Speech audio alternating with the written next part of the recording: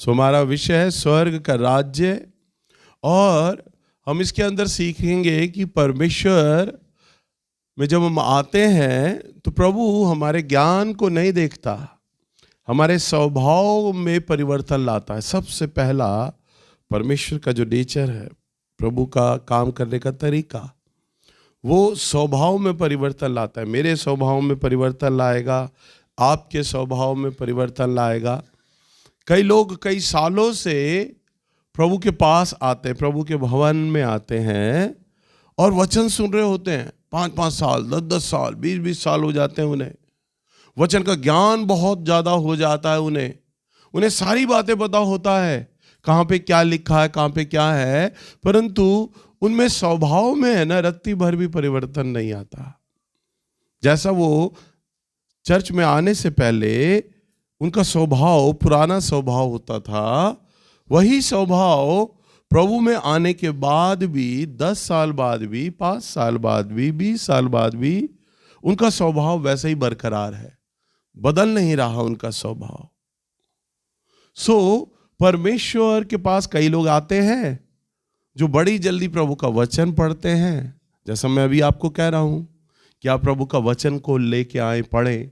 वो लोग आते हैं, परमेश्वर का वचन को पढ़ने लग जाते हैं, सीखने लग जाते हैं, और जैसा जैसा वो वचन पढ़ते हैं और वचन को सुनते हैं, वो अपने स्वभाव को प्रभु के वचन के अनुसार बदलने का प्रयास करते हैं, मांग करते हैं, प्रभु से इच्छा मांगते हैं, परमेश्वर से को विनती करते हैं, प्रार्थना करते हैं, प्रभु आप मेरे स्वभाव को बदलिएगा।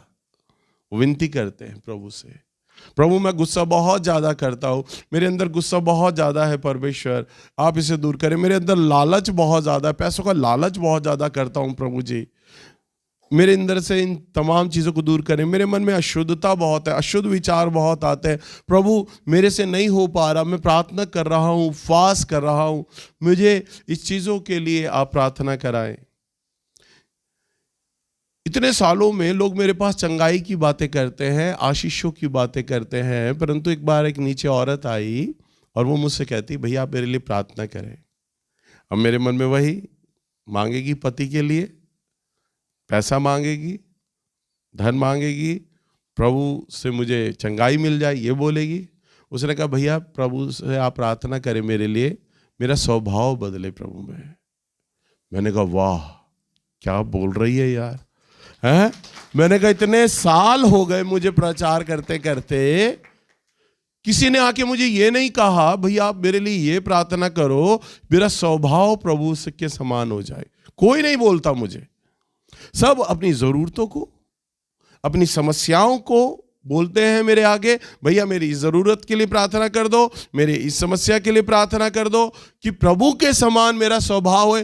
कोई भी आज तक नहीं बोला।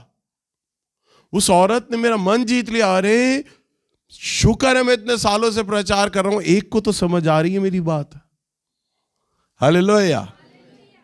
सो प्रभु ऐसे लोगों के लिए कहता है, प्रभु का वचन कहता है जो आगे है वो पीछे किए जाएंगे। आगे का मतलब वो बहुत पुराने थे, 10-10 साल हो गए थे, 20-20 साल हो गए थे, वो आगे थे।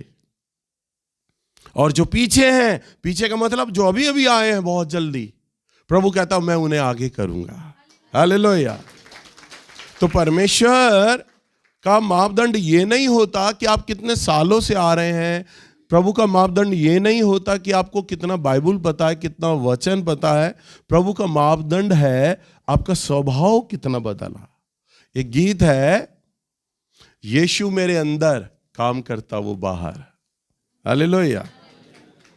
जब प्रभु यीशु आपके अंदर आता है तो आपका स्वभाव बदलता है, और जो स्वभाव बदलता है ना तो आपके आसपास के बाहरी जीवन में वो फर्क दिखाई देने लग जाता है। आपकी गरीबी दूर हो जाने लग जाती है, आपका रोग दूर हो जाने लग जाता है, क्योंकि आप वास्तव में परमेश्वर के मन के अनुसार परमेश्वर का मंदिर बन जाते हैं। और मंदिर को परमेश्वर गंदा नहीं रहने देता, मंदिर को प्रभु बीमार नहीं रहने देता, मंदिर के ऊपर श्राप नहीं रहने देता, मंदिर को प्रभु गरीब नहीं रहने देता। हालेलुया। और आप परमेश्वर का मंदिर होते हैं तब। हालेलुया। सो अगर हम प्रभु के वचन में देखें, निकालिएगा मत्ती की किताब, इसका 5 अध्याय और इसका 3 पद। धन्य है वे जो मन के दीन हैं, क्योंकि स्वर्ग का राज्य उन्हीं का है। धन्य है वे जो शोक करते हैं, क्योंकि वे शांति पाएंगे। धन्य है वे जो नम्र हैं, क्योंकि वे पृथ्वी के अधिकारी होंगे। धन्य है वे जो धार्मिकता के भूखे और प्यासे हैं, क्योंकि वे तृप्त किए जाएंगे। धन्य है वे तो दयावंत हैं, क्योंकि उन पर दया की जाएगी। धन्य है वे जिनके मन शुद्ध हैं, क्योंकि वे परमेश्वर को देखेंगे। धन्य है वे जो मेल कराने वाले हैं, क्योंकि वे परमेश्वर के पुत्र कहलाएंगे। धन्य है वे जो धार्मिकता के कारण सताए जाते हैं, क्योंकि स्वर्ग का राज्य उन्हीं का है। हाँ, यहाँ पर प्रभु ने 10 बातों को धन्य बोला है। और ये 10 बातें जो धन्य हैं वो परमेश्वर का स्वभाव है, और प्रभु चाहता है वो मनुष्य ओढ़ ले, मनुष्य के पास वो नेचर आ जाए, वो स्वभाव आ जाए। वो कहता है धन्य है वे जो मन के दीन है, क्योंकि स्वर्ग का राज्य उन्हीं का है। अगर आप में से कोई परमेश्वर के वचन के अनुसार दीन बनना से आरंभ कर दे तो स्वर्ग उसका हो जाता है। हालेलुया। आप प्रार्थना नहीं भी करोगे तो आपकी सोच में होकर परमेश्वर काम करने लग जाता है। आपने सोचा ना कि मेरी बीमारी ठीक हो जाए, वो ठीक हो जाएगी। आप सोचोगे वो चंगा हो जाए तो वो चंगा हो जाएगा। जो सोचोगे प्रभु वैसा काम करने लग जाएगा। धन्य है वे जो शोक करते हैं। शोक का मतलब अपने लिए नहीं, दूसरों के लिए जो शोक करते हैं, प्रभु का वचन कहता है वो शांति पाएगा। अगर आप अपने लिए शोक करोगे तो वो तो दुनिया करती है, सभी लोग, प्रभु आपको शांति नहीं देगा। पर कब देता है शांति? जब आप दूसरों के लिए शोक करते हैं, जब दूसरों के लिए उदास होते हैं, तब आपको प्रभु कहता है शांति पाओगे। धन्य है वे जो नम्र हैं, क्योंकि वे पृथ्वी के अधिकारी होंगे। नम्र का मतलब जो मनुष्य के आगे झुक जाता है। मनुष्य के आगे झुक जाता है। पढ़ा लिखा आदमी पढ़े लिखे आदमी के सामने ही झुकेगा, परंतु प्रभु कहता है पढ़ा लिखा आदमी गरीब आदमी के सामने झुक जाए, बलवान आदमी कमजोर आदमी के आगे झुक जाए, सास जो है वो बहू के आगे झुक जाए। हालेलुया। जिसके आगे कोई आप झुकते नहीं है ना, परमेश्वर कहता है तुम झुक जाओ। नम्र है वे क्या होंगे? पृथ्वी के अधिकारी होंगे। धन्य है वे, देखो हर एक चीज के साथ आशीष जुड़ा है। प्रभु का स्वभाव पाओ, तुम वो आशीष ले लोगे। तुम अगर शोक करोगे तो आशीष है, शांति, वो तुम्हें मिल जाएगी। तुम स्वभाव को, नम्रता को ओढ़ लोगे तो मैं तुम्हें आशीष दूंगा, तुम पृथ्वी के अधिकारी बना दूंगा, मैं राजा बना दूंगा मैं तुम्हें पृथ्वी का। और अगर तुम धर्म के भूखे और प्यासे होगे तो परमेश्वर कहता है मैं तुम्हें तृप्त कर दूंगा। और कहता है यदि तुम दयावंत हो तो उन पर क्या की जाएगी? दया की जाएगी। आशीष है प्रभु की। प्रभु कहता है मैं उन पर दया करूंगा जो दयावंत है दूसरे लोगों के लिए। प्रभु का वचन कहता है जिनके मन शुद्ध हैं, परमेश्वर कहता है क्योंकि वो परमेश्वर को देखेंगे। हालेलुया। ये आशीष है परमेश्वर का कि तुम प्रार्थना करते हो, उपवास करते हो, मुझे ढूंढते हो कि प्रभु अब तेरा दर्शन हमें हो जाए, तू हमें सौपन में हमसे बात करे। प्रभु कहता है मेरे बच्चों मैं तो चाहता हूं कि मैं तुम्हारे आमने सामने खड़ा हो जाऊं और तुमसे बात करूं, परंतु तुम्हारे मन की शुद्धता है। प्रभु कहता है यदि जिस दिन तुमने मन को शुद्ध कर लिया ना मेरे मन अनुसार, प्रभु कहता है मैं तुम्हारे सामने आकर खड़ा हो जाऊंगा, क्योंकि तुम परमेश्वर को देखोगे। और वो कहता है धन्य है वे जो मेल कराते हैं। ये स्वभाव यदि तुम ओढ़ लेते हो, तुम मेल कराने वाले मेरे बच्चे हो जाते हो, तो परमेश्वर कहता है तुम मेरे पुत्र और पुत्रियां को कहलाओगे। हालेलुया। धन्य वे जो धर्म के कारण सताए जाते हैं। धर्म के कारण जो परमेश्वर के नाम के निमित्त बदनामी को सहते हैं। आज आप लोग सुनिए ध्यान से, आज आप लोग बिरादरी और जात की बहुत चिंता करते हैं। पड़ोस क्या कहेगा, बिरादरी क्या कहेगी, समाज क्या कहेगा, हमारी जात के लोग क्या कहेंगे। पहली बात तो मैं आपको अच्छे से समझा दूं, इतने सालों से मेरे भी बहुत ज़्यादा रिश्तेदार हैं, मैंने इतने सालों से एक बात को सीखा और जो प्रभु ने अपने वचन में बोला था। प्रभु ने कहा था मेरे भाई और बहन वो हैं जो मेरा वचन सुनते और मानते हैं। हालेलुया। हमारे घर में जो फंक्शन होता है, मेरे बेटे की शादी हुई, मुश्किल से गिनती पे रिश्तेदार थे, 5-7 रिश्तेदार थे, बाकी मेरी सारी कलीसिया के लोग थे जो प्रभु का वचन सुनते और मानते हैं। मेरे घर में जन्मदिन होता है, सारे मेरे रिश्तेदार नहीं होते, कलीसिया के लोग होते हैं। रिश्तेदार हमसे बोलते हैं तुम हमें बुलाते नहीं हो, तुम अपने आप में बड़े हो गए हो, बुलाते नहीं हो, परंतु हम जानते हैं हमारा मेल, हमारा स्वभाव उनके साथ मैच नहीं करेगा, वो दुनियावी बातें करते हैं। हमें वो लोग चाहिए अपनी खुशी के अंदर जो प्रभु का वचन सुनते और मानते हैं। हालेलुया। मेरे रिश्तेदार हैं, बहुत ज़्यादा हैं, कुड़ते हैं, वो बोलते हैं, परंतु हम अपनी कलीसिया को, अपने विश्वासी लोगों को सबसे पहले प्राथमिकता देते हैं। रिश्तेदार सेकेंडरी हैं, परंतु हमारे जो निजी लोग हैं, हमारे रिश्तेदार वो हैं जो हमारे कलीसिया के भाई बहन हैं, वो हैं हमारे।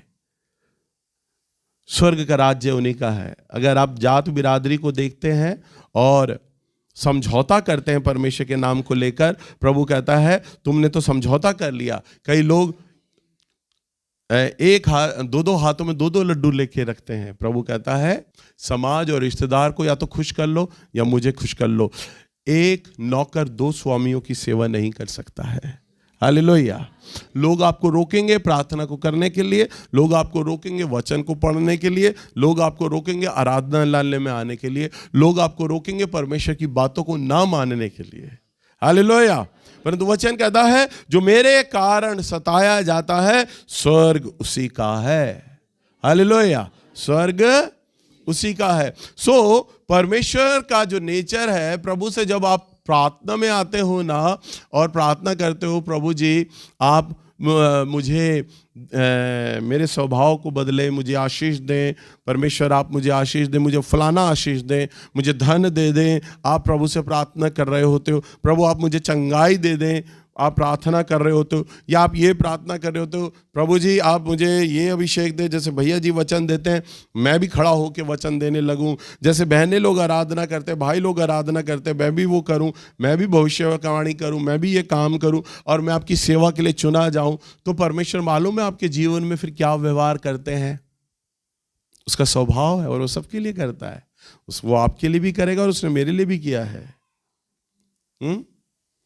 उसका स्वभाव है कि वो हमें दुख में डालता है। किस में डालता है? हाँ, और दुख तो आप चाहते नहीं। आप तो प्रभु के पास इसलिए आए हैं, प्रभु आप मुझे चंगा कर दो, मुझे धन दे दो, मेरा इज्जत हो, मेरी मान बढ़े और मुझे आशीषित करो, हर प्रकार की शांति दो। परंतु प्रभु कहता है तुम मेरे पास आओगे तो मैं तुम्हें दुख दूंगा। आप कहोगे प्रभु जी हम तो पहले ही बहुत दुखी हैं और क्यों दुख आप हमें दे रहे हो। परमेश्वर कहता है कि बेटा मैं तुम्हें अपने हिसाब से चलाना चाहता हूँ, मोड़ना चाहता हूँ। हालेलुया। अगर हम प्रभु के वचन में पढ़ें, अय्यूब की पुस्तक निकालें पुराने नियम से 5 अध्याय और इसका 18वां पद। क्योंकि वही घायल करता और वही पट्टी भी बांधता है, वही मारता है और वही अपने हाथों से चंगा भी करता है। हाँ, मेरा फेवरेट वचन है ये, बहुत अच्छा लगता है मुझे ये वचन। सुनो ध्यान से। क्योंकि वही घायल करता है। कौन? परमेश्वर घायल करता है। लिखा है क्योंकि वही घायल करता है और वही पट्टी भी बांधता है, वही मारता भी है और वही अपने हाथों से चंगा भी करता है। वही घायल भी करेगा और पट्टी भी वो बांधेगा, वही मारेगा भी और वो अपने हाथों से चंगा भी करेगा। हालेलुया। आपको दुख डालेगा आपके जीवन पे, वो आपको मारेगा परंतु आपको बचाएगा भी वो, चंगा भी वही करेगा, आपको घायल करेगा और पट्टी भी वो बांधेगा। सो परमेश्वर हमारे जीवन में दुख डालता है पर दुख से निकालता भी वही है। ये बात जान लीजिए। कई बार लोग मेरे आगे रोते हैं, भैया हम इतने साल हो गए हैं, हम अभी तक पैसों की कमी में हैं, हम अभी तक दुखी हैं, हम अभी तक बीमार हैं, चंगे नहीं हो रहे हैं। प्रभु आपके जीवन में कार्य कर रहा है और वो क्यों कार्य कर रहा है? वो आपके स्वभाव को बदल रहा है वहां से। और जब तक आप प्रभु के मन अनुसार उसके स्वभाव में नहीं बदलते हैं, वो आपके जीवन पे उस दुख को बनाए रखेगा। उसका काम है नहीं ये, उसका नेचर है। जब मैं छोटा हुआ करता था, हमारे घर के पास कुम्हार हुआ करते थे। ये भाई कीबोर्ड बजाते हैं ना, संजय, बहन ज्योति, इनका घर हुआ करता था। और इनके जो दादाजी थे वो बाहर एक बड़े बरामदे में मटके बनाते थे, सुराही बनाते थे। और मैं छोटा था, इनका घर मेरे बिल्कुल पास में था, और मैं छोटा था, मैं जा के रोज़ देखता था सुराही कैसे बन रही है, मटका कैसे बन रहा है। तो मैं इनके दादा को देखा करता था, शुरू से देखता था। तो क्या करते थे, मट्टी का एक बड़ा सा, चिकनी मट्टी का बड़ा सा डला रखते थे और पत्थर पे रखते थे और उसे एक थापी से कूटते थे, बुरी तरह अच्छे से कूटते थे। और कूटने के बाद अब वो मोटा जो डला होता था ना, अब वो मोटे मोटे कंकड़ों में बदल जाता था। उसे और कूटते थे, फिर वो बारीक कणों में बदल जाता था। वो मट्टी के डले छोटे छोटे कण हो जाते थे। अब वो एक मोटी चौड़ी छन्नी से, इतने चौड़े दाने होते थे, अब वो उसमें उस कणों को छानते थे। बारीक तो नीचे गिर जाता था, पर जो मोटा मोटा होता था वो अलग उस छन्नी में रह जाता था। फिर उस मोटे जो छन्नी में रह जाते थे, फिर अब उनको भी पत्थर में रखते थे और उसे कूटते थे और वो और बारीक हो जाते थे। फिर वो मोटी छन्नी में छानते थे, और जब वो देखते थे अब वो मोटी छन्नी में कण आने बंद हो गए हैं, फिर वो बिल्कुल बारीक छन्नी लेते थे, फिर उसमें छानते थे उसको, और उसमें छानते थे, और वो और महीन और बारीक छन्नी से आते थे मट्टी निकल के, पर उसमें कुछ कुछ अभी रह जाते थे, मोटे मोटे दाने। फिर उन दानों को वो पत्थर पे रखते थे और फिर उसे थापी से कूटा करते थे। थापी से कूटने के बाद अब वो फिर बारीक हो जाते थे, और वो फिर बिल्कुल बारीक और छन्नी ले लिया करते थे, तीसरी छन्नी फिर उसमें रखते थे, जैसे आटे की छानने की छन्नी होती है, और बारीक छन्नी, बिल्कुल पाउडर के समान वो मट्टी निकल के ज़मीन पे गिरती थी। अब वो पाउडर वाली मट्टी को लेकर है ना, अब वो फिर पानी डालते थे। जैसे बहनें लोग आटा को गूंथती हैं ना, ऐसी वो मट्टी को गूंदा करते थे। पानी लेके अब वो उसको मुक्कियाँ मार रहे हैं, अल्टा पलटी, और फिर पानी का छींटा, और फिर अल्टा पलटी, और बिल्कुल आटे के समान वो पतला हो जाता था। फिर वो उसे चाक पे रखते थे। वो गीत है ना, चाक पर रख मुझे, है ना। अब उसको चाक पे रखते थे और तेजी से डंडे से यूं करके वो चाक को तेजी से घुमाते थे, और वो घूमता था, मट्टी का डला घूमता था, और वो कटोरे में अपने हाथों को गीला करते थे। यूं करके गीला किया और मट्टी पे हाथ रखा, और मैं देख रहा होता था बड़ी सफाई से, मट्टी पे हाथ रखा, वो मट्टी एकदम से तेजी से मुड़ने लग जाती थी। जैसे जैसे वो उंगली का इशारा करते थे ना, मट्टी मुड़ती चली जाती थी और एक खूबसूरत मटका बन जाता था चाक पे। फिर वो एक धागा लेके मटके को यूं करके नीचे से काटते और एकदम से उछालते और मटके को लेके साइड में रख देते थे। एक इशारे में, उंगली के एक इशारे में वो मट्टी मुड़ने लग जाती थी। पर पहले कुम्हार अगर ऐसा करता तो नहीं कर सकता था। उस मट्टी के डले को गीला भी कर लेता तो कोई भी बर्तन उससे नहीं बन पाता। उसे वो तोड़ता और तोड़ता, उसे बारीक कर देता।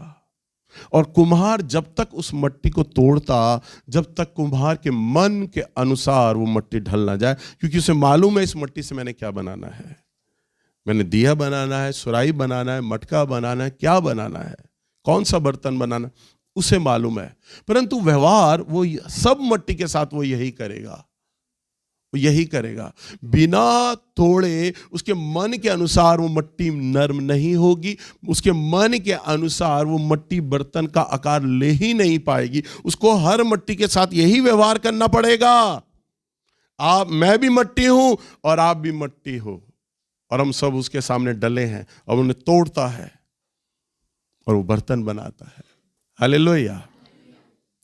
देखिए, परमेश्वर आपको इस्तेमाल जरूर कर सकता है, प्रचार को करने के लिए इस्तेमाल कर सकता है, आराधना को करने के लिए इस्तेमाल कर सकता है। प्रभु, मेरी क्वायर में सारे बच्चे हैं, वो आराधना करते हैं, मेरी कलीसिया में प्रचारक हैं, मैं भी प्रचारक हूँ, हम सब प्रचार करते हैं। और प्रचार करने के बाद परमेश्वर हम सबको जो भी दान वरदान अभिषेक दिया है, दान वरदान अभिषेक, ध्यान से सुनिएगा, प्रभु के अनुग्रह से आता है। हम जितने भी लोग हैं, मेरे ऊपर अभिषेक है वचन का प्रचार करने का, मैं खाली बैठता हूँ अपने घर में, मेरे दिमाग में वचन बहने लग जाते हैं, मैं उन्हें लिखना आरंभ कर देता हूँ। मुझे वचन प्रचार करना बड़ा सरल लगता है क्योंकि ये मेरा वरदान है। जो भविष्यवाणी कर रहे हैं भविष्यवाणी उनके लिए सरल है, जो आराधना कर रहे हैं वो आराधना उनके लिए सरल है, क्योंकि वरदान तो प्रभु के अनुग्रह से आता है, परंतु चरित्र, करैक्टर वो परमेश्वर तोड़ के बनाता है, वो बर्तन बनाता है। हालेलुया। और जब आप चरित्र को धारण करते हैं, जब आप चरित्र को धारण करते हैं, जब आप उसके लिए बर्तन बनते हैं, तभी आपका वो इस्तेमाल करता है बड़े पैमाने पर। हालेलुया। उसके बिना वो इस्तेमाल कर भी नहीं पाता, उसके बिना वो आशीष दे भी नहीं पाता। हालेलुया। अरे आपने प्रभु के उस आशीष देने के तरीके को अभी तक सीखा ही नहीं, जाना ही नहीं। आप तो केवल थोड़ी चंगाई को लेकर ही बैठ के खुश हो गए, थोड़ी आशीष को लेकर बैठ के खुश हो गए, और आपको प्रभु ने नौकरी दे दी, आपका थोड़ा कर्जा दूर कर दिया। आप कह रहे हो अरे प्रभु बस इसी में मेरा काम चल जाएगा, बस यही बनाए रखना कृपा। अरे वो तो राजा है, राजा। हालेलुया। और प्रभु आपको हर एक बातों में बढ़ा सकता है, हर एक बातों में। आज मैं कई बार लोगों की समस्याओं को सुन रहा होता हूं, वो फलाना मेरी कलीसिया का बंदा, उसके बच्चे बड़े बदतमीज हैं, वो फलाने लोग, वो उसके बच्चे बड़े बदतमीज हैं, अरे वो प्रचारक, वो पास्टर, उसके बच्चे बड़े बदतमीज हैं। परंतु ये प्रभु का अनुग्रह है। पर आज कई बार मैं अपनी पत्नी को कहता हूँ, अपने बहन भाइयों से बात करता हूँ, प्रभु ने मुझे बच्चे बड़े अच्छे दिए हैं। मैं आवाज़ बोलता हूँ, प्रभु ने मुझे बच्चे बड़े अच्छे दिए, तीनों बच्चे। मेरे प्रचारक लोग जानते हैं, वो कभी मेरे से बदतमीजी नहीं करते। किसी भी बड़े मेरे बच्चे ने, ना मेरी परी ने, ना शान ने बीच वाले बच्चे ने, ना शारोन ने बड़े वाले ने, जो कि पादरी के बच्चे हैं, वो किसी से भी बोल सकते हैं। उन्हें यह हक है, हमारा बाप तो पादरी अगुवा है, हम तो बदतमीजी कर सकते हैं, हमें घमंड है इस बात का। परंतु नहीं, वो आज तक किसी भी, मेरे शानू ने भी, बड़े वाले लड़के ने या शान ने किसी से बदतमीजी नहीं की होगी। कोई प्रचारक मुझे ये नहीं कह सकता भैया उस दिन शानू ने मेरे से ये बात बोली थी, मुझे डांटा था, मुझे ये बात कही थी। कोई नहीं बोल सकता। ये एक आशीष है, आशीष है। वो भी इस दुनिया के अंदर पल बढ़ रहे हैं जैसे आपके बच्चे पल बढ़ रहे हैं ना। परंतु प्रभु ने मेरे बच्चों का स्वभाव ऐसा क्यों बनाया है? आज मेरा बच्चा शारोन, उसका शादी हो गया है, वो अलग जगह पर रहता है, पर हमारे घर का सारा खर्चा वो उठाता है। अपने घर में चला गया, अपने घर का लोन कर रहा है, वो अपने घर का लोन उतार रहा है, परंतु सबसे पहले उसने हमारे घर का लोन उतारा। हेवल्स में, जिस घर में हम रहते हैं, सबसे पहले उसने जो किस्तें थी ना वो उतारी। 35,000 रुपये एक महीने की किस्त थी, वो दिया करता था। मैंने आज तक एक किस्त नहीं दी, वो दिया करता था। गाड़ी उसने खरीदी, वो दिया करता था। बिजली का बिल वो दिया करता था। बीच में कई बार राशन घर का वो भरा करता था। वो तो बाद में प्रभु ने मुझे इतना आशीष देना शुरू कर दिया कि मुझे राशन खरीदने की जरूरत ही नहीं पड़ती, पर बीच में कोई भी चीज कमी हो जाती वो खरीदता। पूरे घर का खर्चा वो उठाता था। मेरी पत्नी बीमार हो जाए, मेरी पत्नी के इलाज का सारा खर्चा वो उठाता है। भाई बहन बीमार हो जाए, उनके इलाज का खर्चा वो उठाता है। मैं बीमार हो जाऊं, मेरे इलाज का सारा खर्चा वो उठाता है। उसका अपना घर है, अलग रह रहा है, अपनी बीवी के साथ रह रहा है, अब ना उठाए खर्चा। बच्चे करते हैं आजकल, पर वो सबको देखता है, सारी जरूरतों को देखता है। वो कलीसिया की जरूरतों को देखता है। कलीसिया में पैसे की क्या कमी है वो उनको पूरा करता है। आपको क्या लगता है आपके भेंट देने से वो चीज आ जाती है? नहीं आ जाती।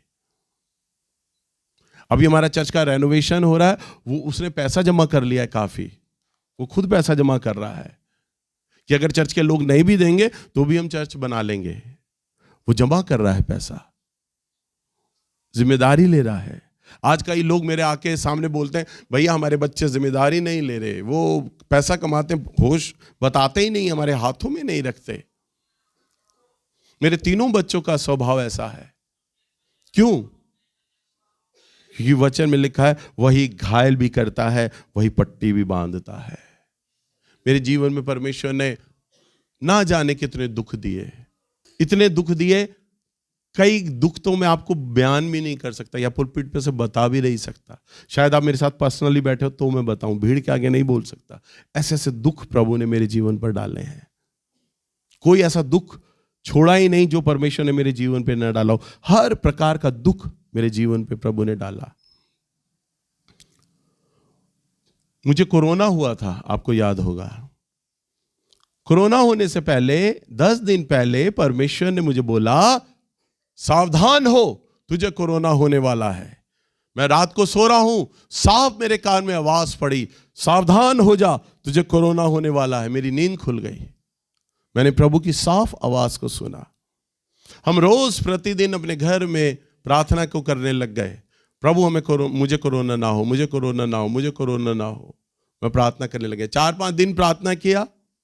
फिर मन में यह विचार, अरे प्रभु का दास हूं मैं, दूतों ने घेर रखा है, प्रभु का लहू ने मुझे ढाका है, मुझे कोविड कैसे हो सकता है? मुझे तो कोविड हो ही नहीं सकता। प्रभु मेरे द्वारा तो चंगाइयां करता है, बीमार लोगों को ठीक करता है, मुझे कोविड होगा नहीं, मुझे कोविड नहीं हो सकता। मैं लापरवाहियों में आ गया, मैंने प्रार्थना को नहीं किया। थोड़े ही दिन के बाद मुझे बुखार आ गया। उस बात को भूल गया, परमेश्वर की कही हुई बात। 12-15 दिन हो गए, मैं बात को भूल गया। मुझे बुखार हो गया। 3 दिन तक मैं घर में बस पैरासीटामोल खाता रहा, बुखार ठीक नहीं हुआ। फिर मैं डॉक्टर के पास गया, डॉक्टर को बताया, डॉक्टर ने मेरा जांच कराया, सारी चीज़ें, ब्लड रिपोर्ट कराया। उसने कहा, अरे आपका तो वह सीजनल है, ये वायरल हो गया, मौसम बदल रहा है ना, उसकी वजह से है, आप चिंता ना करें। मैंने 1 हफ्ता उसकी दवाइयाँ ली, बुखार मेरा और बढ़ गया। जब मुझे बुखार ज़्यादा बढ़ने लग गया, मेरे बेटे शानू के मन में आया, कहीं पापा को कोविड तो नहीं हुआ। उसने मेरी कोविड की जांच कराई तो कोविड की रिपोर्ट बहुत खराब मेरी आई, मेरा कोविड बिगड़ चुका था। तब मुझे ऑक्सीजन नहीं आ रहा था और मुझे ऑक्सीजन ना होने से मेरे शरीर में कमजोरी आ गई थी। मैं बहकी बातें करने लग गया, जैसे एक शराबी आदमी बातें करता है। कोई मेरे से सवाल कुछ पूछे, मैं जवाब कुछ दूं। ऑक्सीजन मेरे ब्रेन में नहीं जा रही, दिमाग में नहीं जा रही। मेरा भाई, मेरा छोटा भाई, ये लोग और 1-2 लोग कलीसिया के, वो लोग मुझे अस्पतालों में ले लेके भागे। हर अस्पताल में मना किया जा रहा, हम इसको एडमिट नहीं करेंगे, इस पेशेंट में कुछ नहीं बचा, मरने वाला है। कई अस्पतालों में उन्होंने फोन किए। तब अचानक रात के 8 बजे मैं आज़ादपुर में, मेरा एडमिशन हुआ। आईसीयू में एक ही बेड था खाली, मुझे फटाफट उसमें जगह मिला और 14 दिन मैं आईसीयू में रहा। 5 दिन आईसीयू में रहा, 14 दिन मैं एक बंद कमरे में रहता था। और सोचो 14 दिन मैंने कैसे निकाले होंगे बंद कमरे में, कोई मिलने वाला नहीं। बहुत कम लोग मुझे फोन किया करते थे, हाल चाल पूछते थे। किसी का फोन आ जाता तो मैं फोन पे बात नहीं कर पाता था, क्योंकि सांस फूल रही होती थी, मैं बात नहीं कर पा रहा होता था, किसी को देख नहीं पा रहा, मिल नहीं पा रहा। शैतान मुझे बार बार विचार देता था, तू तो कहता था तेरी बहुत बड़ी कलीसिया है, तू तो कहता था तुझे लोग बड़ा प्यार करते हैं, कौन आ रहा है तेरे पास? कौन आ रहा है तुझे मिलने? किसका फोन आया तेरे पास? तू तो कहता है तुझे बड़ा प्यार करते हैं लोग, कौन कर रहा है तुझे? शैतान मुझे विचार देता, तू अकेला है, तुझे कोई प्यार नहीं करता। मुझे तनाव और मुझे डिप्रेशन में ला रहा। परंतु मैंने इन तमाम सारी बातों का नजरअंदाज किया। तो 14 दिन मैं बंद कमरे में रहा, एक बड़ी गवाही है। और फिर प्रभु ने मुझे 14 दिन बाद चंगा किया। और जब मैं घर पर आया, मेरा बेटा मुझे लेकर आया, तो दरवाजे पर मेरी पत्नी, मेरे साली और पास्टर मार्क, ये तीनों लोग खड़े हुए थे दरवाजे पर। हम पुराने वाले घर पे रहते थे और उस घर पे चढ़ने के लिए 3-4 सीढ़ी चढ़ना पड़ता था। मेरे बेटे ने कार रोकी और मुझे कहा, पापा घर में अंदर चले जाओगे, मैं कार पार्क कर लेता हूँ। मैंने कहा हाँ बेटा चला जाऊँगा। मैं कार से उतरा धीरे से, बहुत कमज़ोरी थी, ऑक्सीजन लेवल मेरा कम था। डॉक्टर ने कहा था आप घर में सिलेंडर रखना ऑक्सीजन का, अगर इनका ऑक्सीजन कम हो तो इन्हें सिलेंडर समेत घर में यहाँ लेकर आना, हम दोबारा एडमिट करेंगे आईसीयू में। ये पोजीशन था। मैं सीढ़ी चढ़ा 3-4, मेरा ऑक्सीजन लेवल फिर नीचे आ गया। मैं धड़ाम से अपने दरवाजे पे ही मुर्दे के समान गिर गया, अंदर नहीं जा पाया मैं। मुझे दोनों हाथों से कस के पकड़ के मेरे बेटे ने मुझे खींचता वो अंदर ले गया और पलंग पर मुझे लेटाया। यह आलम था, इतनी कमजोरी थी, बात नहीं कर सकता था। मेरे भाई बहन मुझसे मिलने आए, मेरे में ताकत नहीं थी शब्द बोलने की, अब मैं ठीक हूं ये शब्द बोलने की भी ताकत नहीं बची थी। मैं 2 घंटे बैठे रहे कि वो बड़ा भाई से मिलने आया, हमसे बात करें, पर वो बात करने की मुझ में ताकत ही नहीं बची थी। रात को सोया, प्रभु ने फिर मुझे आवाज मारी। उस प्रभु ने जिसने मुझे कहा ना तुझे कोरोना होने वाला है, उस प्रभु ने मुझे फिर कहा अब मैं तुझे बहुत जल्द चंगा कर दूंगा, अब तू 2-3 दिन में ही चलने फिरने लगेगा। हालेलुया। 14 दिन तक बंद कमरे में मैंने प्रभु की आवाज नहीं सुनी। मैं रोता रहता था, प्रार्थना को करता रहता था, मुझसे कोई मिलने नहीं आ रहा, मैं रोता रहता था। बस मेरा बेटा, बड़ा वाला बेटा और सनी, ये लोग मुझसे मिलने आते थे खाना देने के लिए। मैं रोता रहता था, बंद कमरे में पड़ा हुआ प्रार्थना करता था, ठीक नहीं हो रहा था। परंतु घर जब आया, प्रभु ने मुझे कहा मैं तुझे फिर चंगा कर दूंगा, तू जल्द ही चंगा हो जाएगा, जल्द ही चलने फिरने लग जाएगा। और ऐसा ही हुआ। अगली सुबह से मैं चलने फिरने भी लग गया और बात करने लग गया, बिना कोई दवाई खाए, बिना कोई ताकत का कैप्सूल खाए। अद्भुत है मेरा प्रभु। वही घायल करता है, वही पट्टी भी बांधता है, वही मारता भी है और वही अपने हाथों से चंगा भी करता है। हालेलुया। जितने भी हमारी बेटियां जो भविष्यवाणियां करती है, उनको कई बार मेरे चर्च में लोगों को, विश्वासी लोगों को प्रभु ने बोला ना, तो मेरे को 2 नामों से मेरा प्रभु पुकारता है, ये मेरा अब्राहम है, ये मेरा दाऊद है। यूं बोलता है प्रभु, ये मेरा अब्राहम है, ये मेरा दाऊद है। अभी आमोस भैया की पत्नी आई हुई थी प्रार्थना को कराने, तो मैंने बातों बातों में बताया, भैया भाभी हमारे चर्च में एक लड़की है, वो भविष्यवाणी करती है, मैं उसे बुलाता हूँ, वो आपके जीवन के विषय में प्रभु से अगुवाई लेगी। तो मैंने ज्योति को बुलाया और ज्योति ने उनके लिए तो बताया, वो मेरे लिए भी प्रार्थना को में बोलने लगी और कहती, प्रभु भैया यूं बोल रहा है, ये मेरा वो दास है, ये मेरा अब्राहम है, इस पर मैंने बहुत दुख डाले हैं। प्रभु कह रहा, इस पर मैंने बहुत दुख डाले हैं, पर इसने कभी मुझसे शिकायत नहीं करी है, इसने खुशी से हर एक दुखों को झेला है। इसे बोल ये मायूस ना हो, क्योंकि मैंने इसके जीवन में जो जो बातें बोली हैं, जो जो मैंने प्रतिज्ञाएं की हैं, मैंने उन्हें सब इसके जीवन में पूरा करूंगा। हालेलुया। वही घायल करता है, वही पट्टी भी बांधता है। परमेश्वर आपको दुख में डालता है, चंगा भी वही करता है।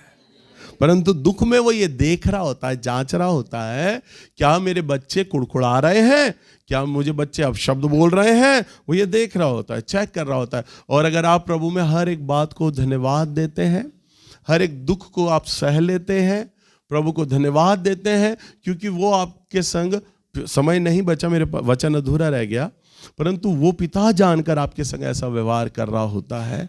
उसे मालूम है मैं अपने बच्चे को ऐसा करूंगा ना तो ये मुझसे शिकायत नहीं करेगा, मैं इस मट्टी को तोड़ूंगा ना, ये मट्टी नर्म हो जाएगी और मैं इसे अपने मन अनुसार बर्तन को बना लूंगा। वो ऐसा व्यवहार करता है आपके साथ। मैं अपने बेटे को आसानी से, अगर वो गुस्से में कुछ बोले, मेरे को कोई काम करे, मैं आसानी से उसे थप्पड़ मार सकता हूं, परंतु मैं कलीसिया के किसी लड़के को थप्पड़ नहीं मार पाऊंगा। क्यों? क्योंकि वो मेरी औलाद नहीं है। मुझे अपनी औलाद का पता है, मैं इसे मारूंगा भी ना तो ये घर छोड़ के नहीं जाएगा, मैं इसे मारूंगा भी ना तो ये मुझे बाप वाला वही प्यार करता है। ये थोड़ी देर के बाद रोएगा और फिर मेरे पास आके लिपट जाएगा और मुझसे बात करेगा, क्योंकि ये मेरी औलाद है। हालेलुया।